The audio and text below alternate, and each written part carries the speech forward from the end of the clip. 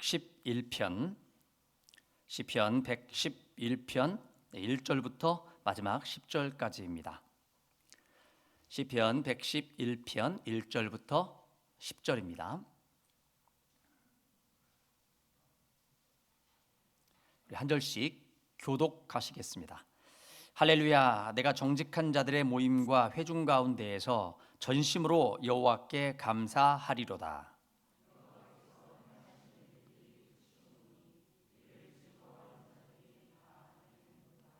그의 행하시는 일이 존귀하고 엄위하며 그의 의가 영원히 서 있도다.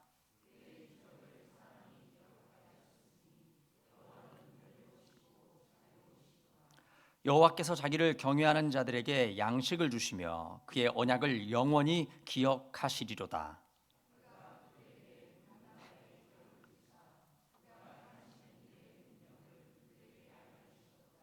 그의 손이 하는 일은 진실과 정의이며 그의 법도는 다 확실하니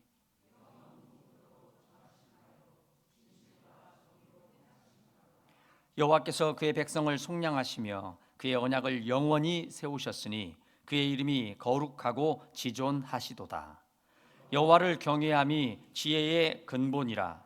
그의 계명을 지키는 자는 다 훌륭한 지각을 가진 자이니 여호와를 찬양함이 영원히 계속되리로다. 아멘. 아멘. 네, 오늘 또 주의 전에 찾아오신 여러분 한 분 한 분을 사랑하고 축복합니다. 여러분 예수 잘 믿고 꼭 천국 가시기 바랍니다. 여러분 스스로에게 한번 다짐해 주시기 바랍니다. 예수 잘 믿고 꼭 천국 가자. 예수 잘 믿고 꼭 천국 가자.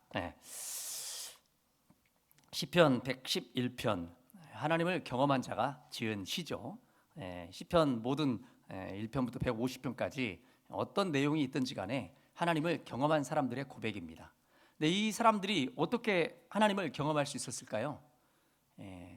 경험할 수 있었던 이유는 하나님이 그들을 만나 주셨기 때문입니다.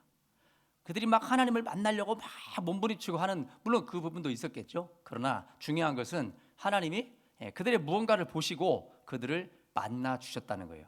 그래서 만남에 대한, 그 하나님을 만난 것에 대한 감동, 적지 않고서는 견딜 수 없었던 겁니다. 그래서 그것을 글로 적은 거예요. 여러분들도 인생 살아갈 때에 놀라운 경험들을 한 번씩 하잖아요. 그러면 이것을 기록을 남기기도 하고 어디다가 딱 메모를 해두기도 하고 그러지 않습니까? 그러니까 지금 시편 150편의 기록은 바로 그 하나님을 만난 자들이 너무나 놀라가지고 너무나 깜짝 놀래서 하나님이 자기 자신을 만나 주신 것에 대한 기록을 해놓은 거예요. 그러니까 우리에게 감동이 되는 것입니다. 여러분도 그렇게 일생일대에 뭔가를 기록에 남길 만한 그 하나님을 꼭 만날 수 있기를 축원드립니다. 그리고 무엇보다도 여러분이 하나님을 만나려고 하는 그런 노력이 있겠지만은 하나님께서 여러분을 만나 주시기를 축복합니다. 하나님께서 우리를 만나 주시면 그때는 끝이 나는 겁니다. 여러 문제, 숙제, 이 어려움 이런 것들이 하나님이 우리를 만나 주시면 그때 끝장이 나는 거예요. 그때 끝이 나는 겁니다. 하나님 만나기 전에는 엄청나게 문제가 커 보이고 도저히 내가 감당할 수 없는 것처럼 보이지만은 하나님을 딱 만나는 순간, 하나님 앞에 서는 순간 그 문제는 더 이상 아무것도 아니게 되는 것입니다. 오늘 그 하나님을 경험한 자가 어떻게 하나님에 대한 그런 표현을 하고 있는지 오늘 말씀을 통해서 잠깐 나눠보도록 하겠습니다. 할렐루야. 내가 정직한 자들의 모임과 회중, 여기는 이제 오늘날로 말하면 교회죠. 그 당시에는 어떤 공동체, 유대인 공동체 이런 것들을 말씀하고 있는 것일 수 있지만 지금으로 말하면 이런 공동체는 교회죠, 교회. 그래서 내가 교회 신앙생활 하는 중에 그 회중 가운데에서 여호와께 감사할 수밖에 없습니다. 왜 여호와께 감사할까요? 하나님이 그를 뭐 해주셨기 때문에? 만나 주셨기 때문에. 하나님이 그를 계시해 주셨기 때문에 그렇습니다. 계시라는 것은 뭐예요? 드러내 보여주는 걸 계시라고 합니다. 드러내 보여주는 걸 계시라고 해요. 그러니까 하나님께서 우리에게 자기를 계시하신 거예요. 그러니까 하나님께서 자기 자신을 드러내 보여주지 않으셨다고 하면 어떤 누구도 하나님을 찾을 수가 없는 것입니다.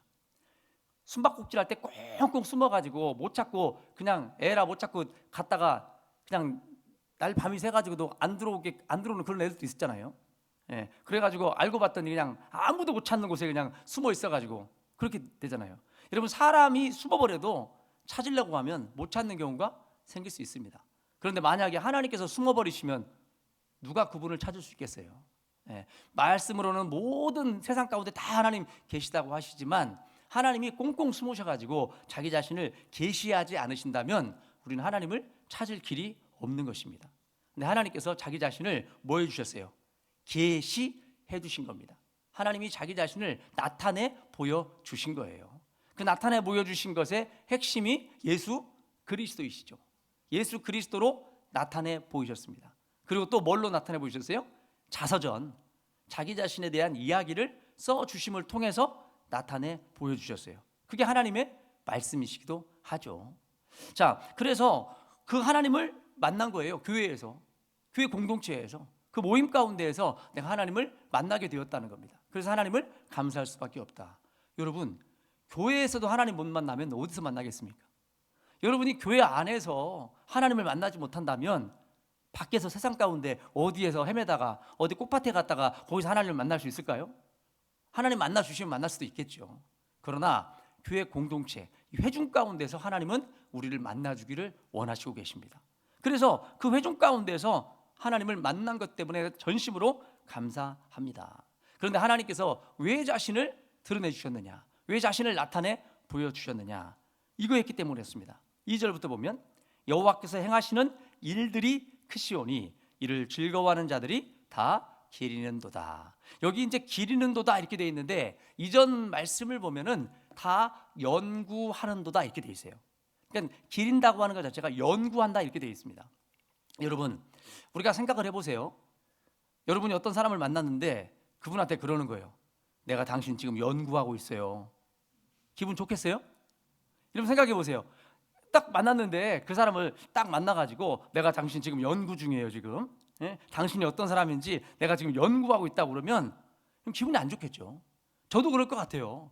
누가 벌떡 찾아와가지고 내가 당신 지금 지금 연구하고 있습니다. 내가 지금 목사님 지금 연구하고 있습니다. 그러면 기분이 굉장히 좀 별로 안 좋을 것 같습니다. 근데 우리가 하나님께 그런 표현을 쓸 수 있을까요? 하나님을 지금 연구 중입니다. 지금 여러분, 이거는 완전 하나님을 만으로 여기는 표현이에요. 그러면 우리가 하나님에 대해서, 그러면 하나님을 연구하지 않으면 뭘 연구하는 겁니까? 하나님의 행사, 하나님이 행하신 일들. 그래서 우리가 직접적으로 당신이 누구냐, 당신이 어떤 사람이냐 물어보기가 일반 사람들한테는 어떤 웬만한 관계가 되면 그렇게 물어볼 수도 있을지 모르겠지만은 하나님께 감히 우리가 하나님이 어떤 분인지 내가 지금 연구하고 있으니까 하나님 이렇게 할 수 없단 말이에요. 근데 그 전에 하나님께서 이미 어떻게 하셨어요? 자기 자신에 대해서 보여주셨습니다. 가르쳐 주셨어요. 뭘로? 그분의 행하시는 일들을 통해서. 그래서 오늘 말씀 보면 2절에 보면은 하나님께서, 여호와께서 행하시는 그 일들을 내가 연구해 보니까 하나님이 이런 분이시다라고 하는 것을 내가 깨달았다는 그런 이야기입니다. 그래서 하나님께서 주신 그 책을 통해서, 여러분, 하나님은 절대 연구 대상이 아닙니다. 여러분, 하나님을 연구하는 게 아니고 우리가 뭘 연구한다고요? 하나님의 말씀과 또 그분의 계시와 그분의 행하신 일들을 연구하는 거예요. 궁극적인 목적은 누구를 알고 싶어서죠? 하나님을 알고 싶어서. 그런데 우리가 하나님을 알고 싶다고 해서 하나님을 알 수 있는 게 아니라고 그랬죠. 하나님이 자기 자신을 계시해 주셔야 알 수 있단 말이에요. 그런데 하나님께서 계시해 주신 그 수단이 하나님의 말씀이시고, 그리고 육신으로 오신 예수 그리스도이시고, 그 하나님이 행하신 일들을 통해서 우리는 하나님을 알아가게 되는 것입니다. 여러분 어떤 책을 썼다고 해보세요. 그걸 자서전이라고 그러죠. 만약에 내가 어떤 책을 자서전을 썼어요. 그러면 여러분, 그 사람이, 어떤 사람이 여러분이 책을 줬어요. 그분한테 내가 책 한 권 썼어 해가지고 딱 주니까 그 사람이 틈만 나면 그 자서전을 읽고 있는 거예요.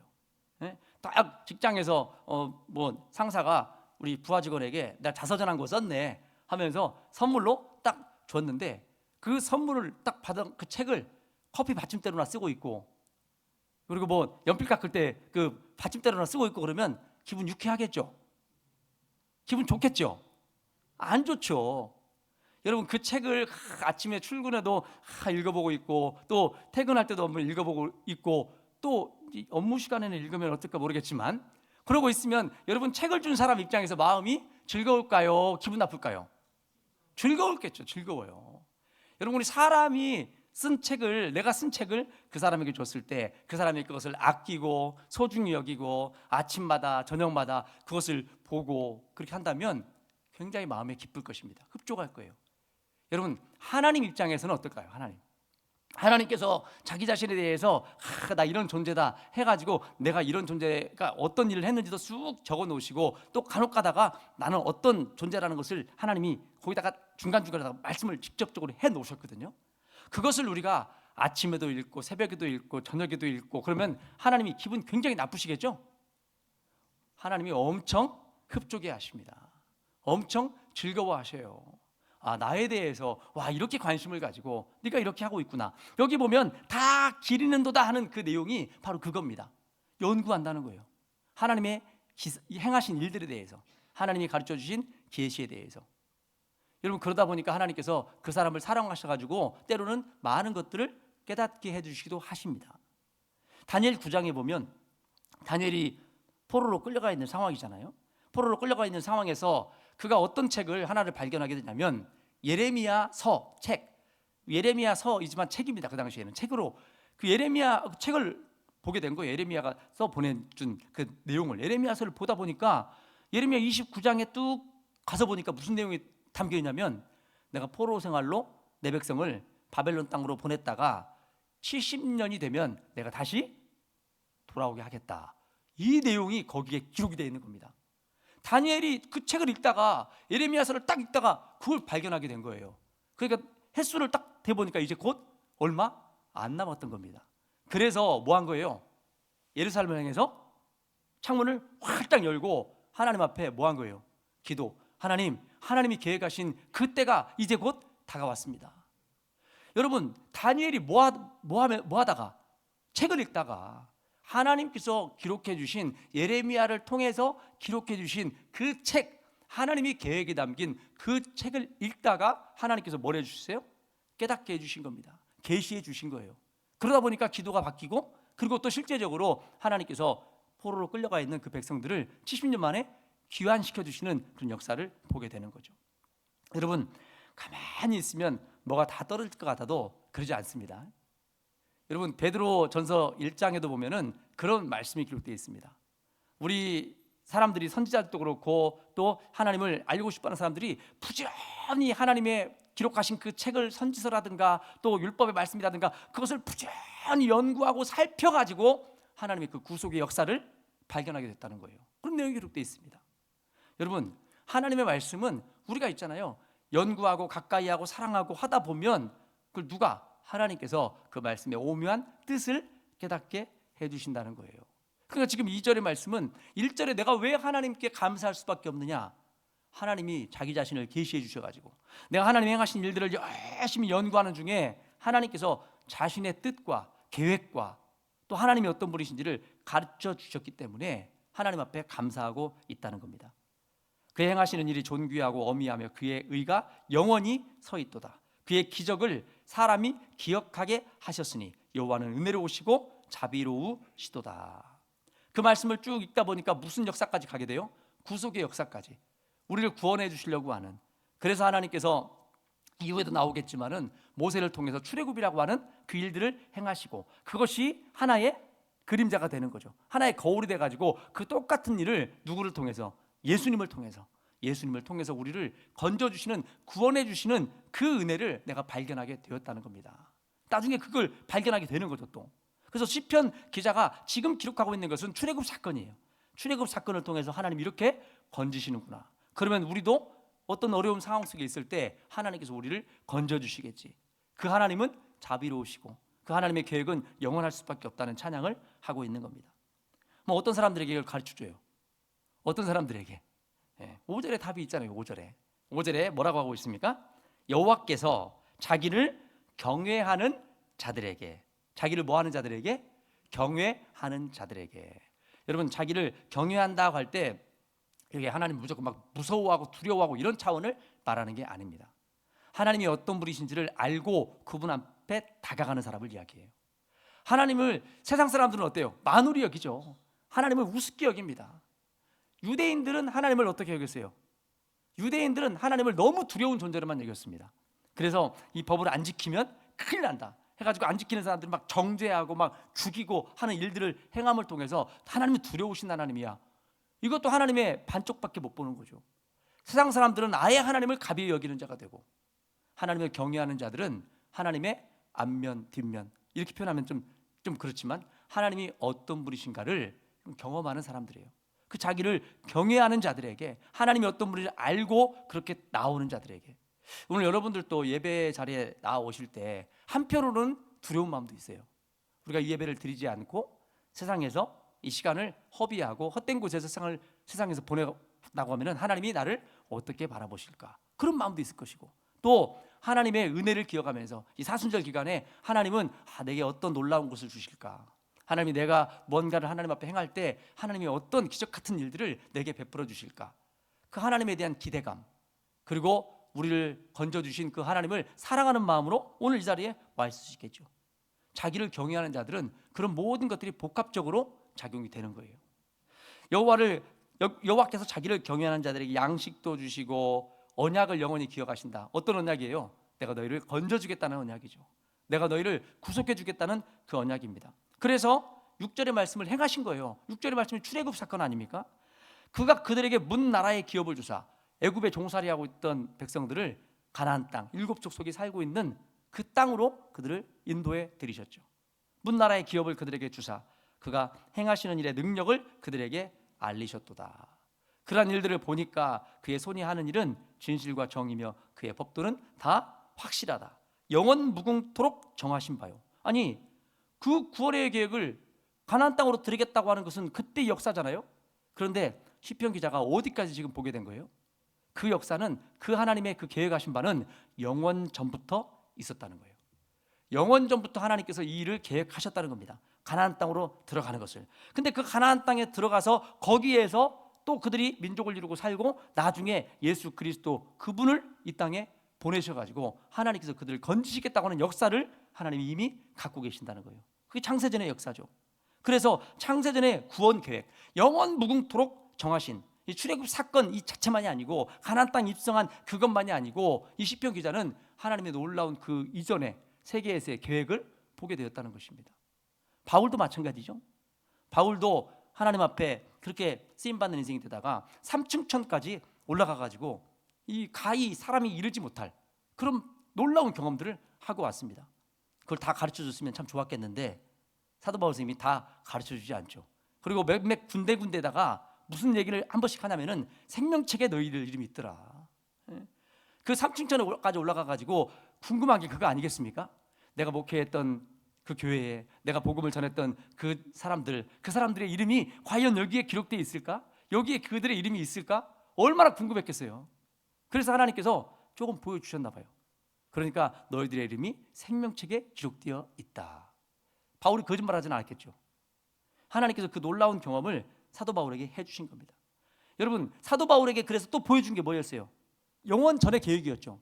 그래서 우리는 상상할 수 없는 그 에베소서 말씀, 그 첫 시작부터 창세전에 우리를 예정하사 그걸 본 거예요. 그 하나님께 올라가는 그 3층까지 올라간 그 경험을 통해서 하나님께서 이때 우리를 계획하셨구나. 그래서 에베소서를 쓴 거지 무슨 자기 생각으로 쓰고 한 게 아닙니다. 여러분, 하나님께서 자기를 사랑하는 자들, 자기에게 완전 온통 빠져있는 그 사람들에게 그런 것들을 보여주시더라 이 말입니다. 아무튼 제가 은퇴하기 전까지 하나님이 그런 것 좀 한번 보여주셨으면 좋겠어요. 그래가지고 여러분들에게 아이고 하나님이 그냥 이렇게 이런 계획을 갖고 계셨다고 하면서 여러분들에게 적어도 그런 말이라도 하고 그리고 꼴까닥 하든가 뭘 해야지. 남이 하는 일만 해가지고 끝나면 좀 아쉽잖아요. 여러분, 그렇게 행하신 바다 기도해 주시기 바랍니다. 여러분들에게 열어주시면요, 여러분 주위에 몇 사람밖에 안 돼. 근데 저한테 열어주시면 어떻게 될까요? 교회 모두한테 다 공개되는 그런 일이잖아요. 그러니까 여러분들한테 열어주는 것도 득이 되지만 누구한테 일단 많이 열어주시면 득이 커요? 주의 종에게 열어주시면 득이 큰 겁니다. 그러니까 여러분들 배 아파하지 마시고 그렇게 기도 많이 해주세요. 하나님, 우리 목사님의 눈을 열어주셔가지고 하나님 말씀을 좀 밝히 보게 하시고 깨닫게 하셔가지고 우둔한 저희들을 그 말씀으로 좀 깨닫게 해주시고 또 감동받게 하시고 감격하게 하시고 그 말씀 앞에 굴복하게 해주시고, 여러분 그렇게 놀라운 경험들을 하게 됐다는 거예요. 여호와께서 그의 백성을 속량하시며 그의 언약을 영원히 세우셨으니, 지금 이분이 예수 그리스도를 경험한 것도 아니잖아요. 그런데 어때요? 이 구원의 계획은 여기서 끝나는 계획이 아니다. 하나님께서 특별히 유월절 양을 통해서 예수 그리스도에 대한 그림자로 보여주셨잖아요. 그러니까 그런 계시를 가르쳐 주신 거예요. 이 구속의 계획이 영원전부터 있었던 거구나. 그리고 유월절 양 잡는 것이 십자가에 달려 돌아가실, 유월절 양 잡는 날에 십자가에서 자기 자신을 우리에게 주실 그 예수님을 기억하면서, 그 생각하면서 그 계시를 받아가지고 그의 백성을 여호와께서 속량하시며 그의 언약을 영원히 세우셨으니 그의 이름이 거룩하고 지존하시도다. 성경은 예표로 가득 차 있는데 누구에 대한 예표라고요? 예수 그리스도에 대한 예표. 그래서 웬만하면 답이 뭐라고 그랬어요? 예수님. 웬만하면 답이 예수님입니다. 이걸 누구를 상징할까? 예수님 하면 적어도 한 몇 프로 맞아요. 자, 이런 이 사람들을 하나님께서 이 경험한 사람을 통해서 이렇게 기록을 해주시니까 우리가 하나님은 이렇게 행하실 수 있는 분이구나 알게 되잖아요. 자, 그런데 이걸 못을 딱 박는 말씀이 10절입니다. 그럼 우리도 그분을 경험을 해봐야 될 거 아니에요. 이 편지를 읽고 있는, 이 시편을 읽고 있는 우리도 경험을 할 수 있어야 되는데 그 경험하는 방법이 10절입니다. 자, 같이 한번 읽어볼까요? 시작. 여호와를 경외함이 지혜의 근본이라. 그의 계명을 지키는 자는 다 훌륭한 지각을 가진 자이니 여호와를 찬양함이 영원히 계속되리로다. 아멘. 아멘. 잠언의 말씀을 보면은 여호와를 경외함이 지식의 근본이다 이렇게 되어 있습니다. 잠언 1장 7절에 보면, 근데 여기 보면은 여호와를 경외함이 지혜의 근본이다 이렇게 되어 있어요. 여러분 여기 지식, 잠언에서 말씀하고 있는 지식은 다른 세상적 지식을 말하고 있는 게 아닙니다. 뭐 목이 다리가 몇 개고, 뭐 팔이 주둥아리가 어떻게 생겨, 이거를 아는 그런 지식이 아니고 하나님을 아는 지식이에요. 하나님을 알아가는, 그 하나님의 행사나 하신 일을 통해서 알아가는 그 지식이 여호와를 경외함으로 이끌어준다는 거예요.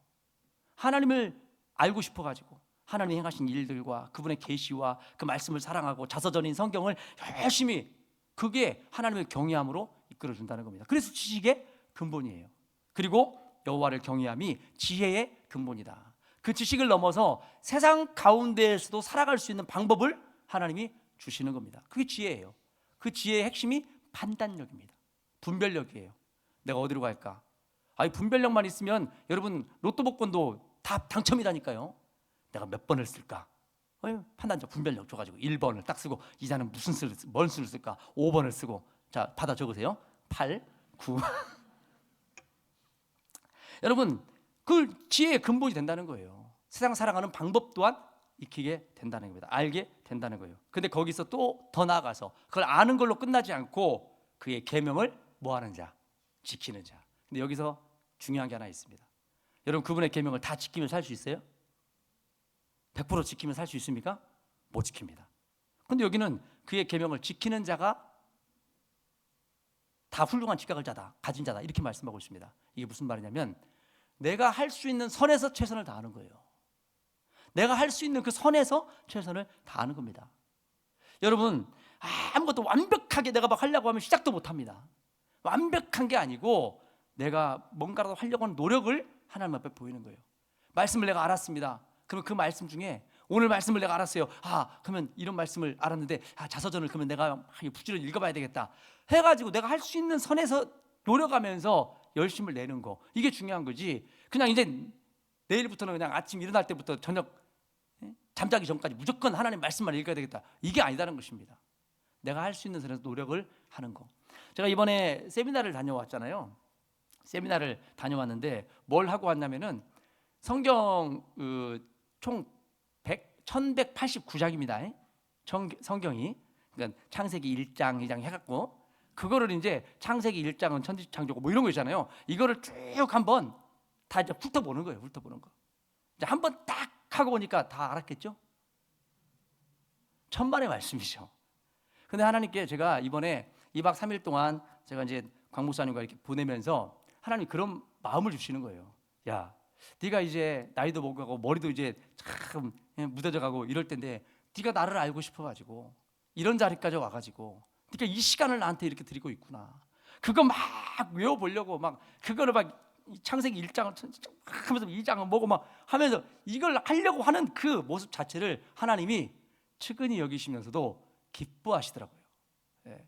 뭔가 아무것도 이선행 목사님은 안 간 것이 그냥 안 가고 싶어서 안 간 게 아니고 이선행 목사님은 가고 싶어도 못 가는 자리였어요.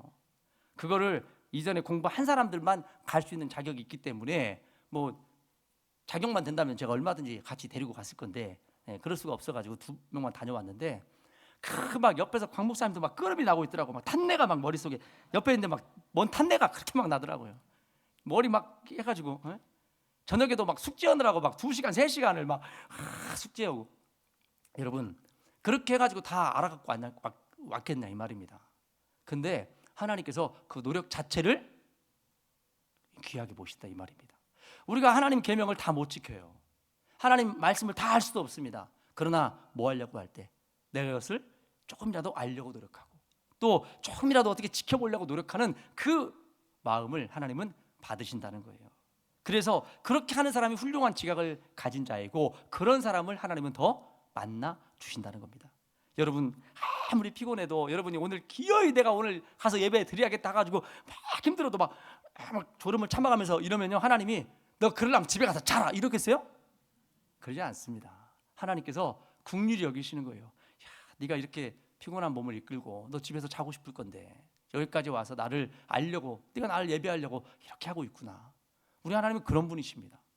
그래서 중요한 게 뭐냐면 내가 할 수 있는 선에서 최선을 다해보는 거예요. 내가 하나님을 알고 싶어하는 그 모습, 그 마음에 최선을 다해보는 거예요. 우리 신대원 때 보니까 교장 선생님으로 은퇴하신 분이 신대원을 들어왔더라고요. 신대원 3년. 그러니까 수업 시간에 뭐 알아듣겠습니까? 이미 연세가 지긋하시고 장로님이셨는데 근데도 목사 되려고가 아니고 하나님에 대해서 배우고 싶어가지고 하나님에 대해서 알고 싶어가지고 학점은 모르겠습니다. 막 그분은 이제 시험 볼 때도 컨닝페이퍼 갖고 막 이렇게 하셔도 교수님이 아무 말도 안 하시더라고. 이제 그렇게 해가지고 어쨌든지 간에 그 하고 있다는 것 자체가 지금은 돌아가셨습니다만은 그분이 목회를 하시거나 그러지도 않았어요. 그런데 우리가 항상 그 학교 공부를 하면서 장로님 이러면서 그 60세가 교육 공무원 60 몇 세 되셨겠죠. 근데 그걸 막 하려고 수업도 안 빠지고 막 계속 출석하시면서 그 모습이 지금도 기억이 나요. 그러면서 그렇게 느지막한 연세에도 그렇게 하는데 이 나이에 내가 하나님을 알려고 열심히 노력하지 않으면 하나님 앞에 매맞는 일이다 이런 생각이 문득 들더라고요. 이번 제가 공부를 하면서 그 장로님 생각이 많이 났어요. 같이 동기이신데 아마 천국 가서 하나님께 큰 칭찬 많이 받으셨을 거예요. 여러분들 은퇴하고 나면 정할 일 없어요. 좀 그렇지만 정할 일 없으면 신학교 가세요. 신대로 가시든가. 하나님을 알려고 하는 그 노력, 하나님을 알아보려고 하는 하나님의 행사를 또 더 많이 알려고 하는 그 노력을 하나님이 귀하게 보신다는 거 꼭 기억하시고 목사만큼은 아니더라도 여러분이 허락하시는 대로 허락되는 대로 여러분의 자리에서 이 사순절 기간만이라도 그분에 대한 묵상과 또 그분에 대하고 알려고 하는 그 몸부림을 쳐보심을 통해서 여러분 한 사람 한 사람 모두에게 하나님께서 허락하시는 기적을 맛볼 수 있는 복된 시간들 될 수 있기를 간절히 바랍니다. 기도하겠습니다. 하나님 감사합니다. 오늘 우리 이 자리에 불러주시고 하나님께서 하나님에 대해서 하나님이 원하시는 것이 무엇인가에 대해서 우리에게 시편 기자의 입술을 통해서 말씀하여 주시니 감사를 드립니다. 아버지 하나님 지금도 우리에게 계시하여 주시기를 원하시는 하나님을 알기를 힘쓰게 하시고 하나님의 행사와 기록과 예수 그리스도를 알아감으로 하나님을 조금 더 알아갈 수 있는 하나님께 조금 더 가까이 다가갈 수 있는 우리 모두가 되게 하여 주시옵소서. 우리가 이 자리에 있을 수 있도록 우리를 인도해 주신 하나님께 감사드리며 예수 그리스도의 이름으로 기도하옵나이다. 아멘. 아멘.